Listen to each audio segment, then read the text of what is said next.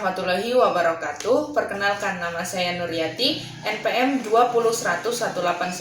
Saya dari kelas Zoom 8. Pada kesempatan kali ini saya akan mempresentasikan tentang jurnal yang berkaitan dengan audit sistem informasi. Di sini jurnal yang saya akan presentasikan adalah audit sistem informasi berbasis web menggunakan framework COBIT 5.0 pada domain APO 013 dan DSS 05. Di sini studi kasus pada jurnal ini yakni terdapat pada STIMIK Rosma Karawang. STIMIK Rosma adalah perguruan tinggi swasta yang berdiri di bawah naungan Yayasan Pendidikan Rosma yang berdomisili di Kabupaten Karawang. Saat ini perguruan tinggi sudah menerapkan sistem dan teknologi informasi untuk menunjang proses akademik dari perguruan tinggi tersebut. Namun pada faktanya masih terdapat beberapa kesalahan ataupun kurangnya keamanan terhadap teknologi informasi tersebut.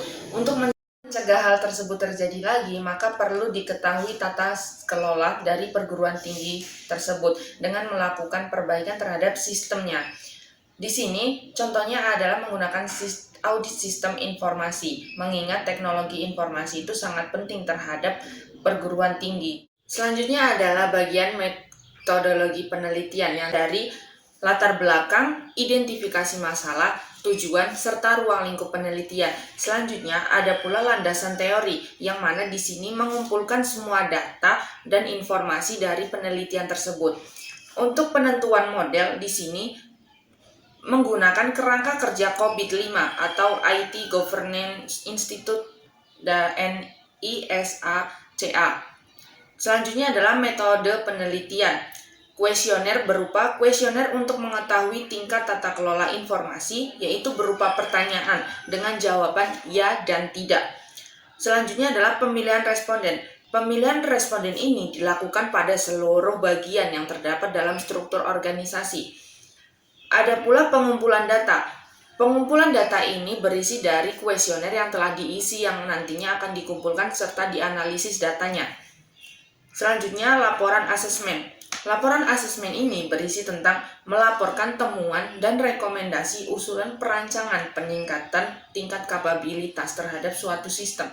Selanjutnya adalah tinjauan pustaka. Di sini ada beberapa sumber untuk tinjauan pustaka ini. Yang pertama adalah sistem informasi, yang mana sistem informasi adalah sistem buatan manusia yang terdiri dari kombinasi teratur dari orang-orang, hardware atau perangkat keras, software atau perangkat lunak, jaringan komunikasi, prosedur dan sumber daya data secara teratur. Selanjutnya ada audit sistem informasi, yang mana di sini menurut pendapat Ron Weber 1999.210 dalam Evi Maria 2011.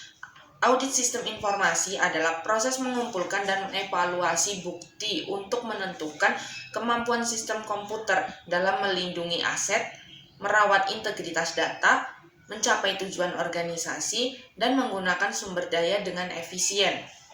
Adalah tahapan AUSI. Di sini tahapan AUSI itu terdiri dari planning atau perencanaan, pemeriksaan atau fieldwork, pelaporan atau reporting, dan tindak lanjut atau follow up. Selanjutnya adalah audit keamanan sistem informasi, yaitu suatu proses yang bertujuan untuk memberikan perlindungan sesuai dengan kebijakan dan standar keamanan yang ada, serta memverifikasi apakah perlindungan sudah berjalan dengan baik. Jadi, dapat disimpulkan bahwasannya audit keamanan sistem informasi ini merupakan proses yang bertujuan untuk mengevaluasi dan mengetahui sejauh mana dan seberapa besar tingkat keamanan dari suatu sistem. Selanjutnya adalah COBIT. COBIT ini sendiri merupakan Control Objective for Information and Related Technology, yang mana kerangka IT atau Information Technology Governance yang ditujukan kepada manajemen, staf pelayanan teknologi informasi, kontrol departemen, fungsi audit, dan pemilik proses bisnis untuk memastikan confidentiality, integritas, dan availability data. Selanjutnya adalah COBIT 5, merupakan kerangka kerja untuk tata kelola dan manajemen teknologi informasi dan semua yang berhubungan yang dimulai dari memenuhi kebutuhan stakeholder akan informasi dan teknologi. COBIT 5 ini memiliki 5 domain untuk manajemen dan tata kelola IT, yaitu yang pertama EDM atau Evaluate, Direct, and Monitor.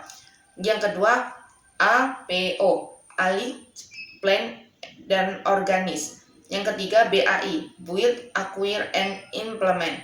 Yang keempat adalah DSS, Deliver, Service, and Support. Yang kelima adalah MEA, Monitor, Evaluate, and Access. Hasil dan pembahasan. Di sini hasilnya adalah analisis APO 13 dan analisis DSS 05. Analisis APO 13 yang artinya Manage Security terdiri dari 3 proses, yaitu APO 13.01 untuk membangun dan memelihara ISMS atau Information Security Management System. Selanjutnya adalah APO 13.02. Proses ini untuk mendefinisikan dan mengelola rencana perawatan risiko sebuah sistem. Yang ketiga adalah APO 13.03 untuk memantau dan meninjau ISMS. Selanjutnya adalah analisis DSS 05 untuk Manage Security Service. Terdiri dari 7 proses. Yang pertama adalah DSS 0501 untuk melindungi dari malware. Yang kedua adalah DSS 0502 mengelola jaringan dan keamanan. Selanjutnya adalah DSS 0503 untuk mengelola keamanan endpoint. DSS 0504 untuk mengelola identitas pengguna. Selanjutnya DSS 0505 untuk mengelola akses fisik ke aset IT. Selanjutnya DSS 0506 mengelola perangkat sensitif. Selanjutnya adalah DSS 0507 untuk memonitor infrastruktur keamanan. Jadi dapat disimpulkan bahwa APO 13 dan DSS 05 ini mempunyai proses yang berbeda-beda, yang mana APO 13 mempunyai 3 proses sedangkan DSS 05 mempunyai 7 proses. Dari perhitungan kuesioner tersebut dapat disimpulkan bahwa hasil penelitian terhadap capability di STIMIC Rosma Karawang untuk APO 13 sebesar 72% atau bisa dikatakan L atau largely archived. Selanjutnya untuk hasil penelitian terhadap capability di STIMIC Rosma Karawang untuk DSS 05 sebesar 59% atau bisa dikatakan L atau largely archived. Sedikit presentasi jurnal dari saya mengenai audit sistem informasi. Apabila dari awal sampai akhir banyak kesalahan dari penyampaian ataupun dari segi materi, saya memohon maaf dan pada Allah saya mohon ampun. Saya akhiri, wallahul muwaffiq ila aqwamit thoriq. Wassalamualaikum warahmatullahi wabarakatuh.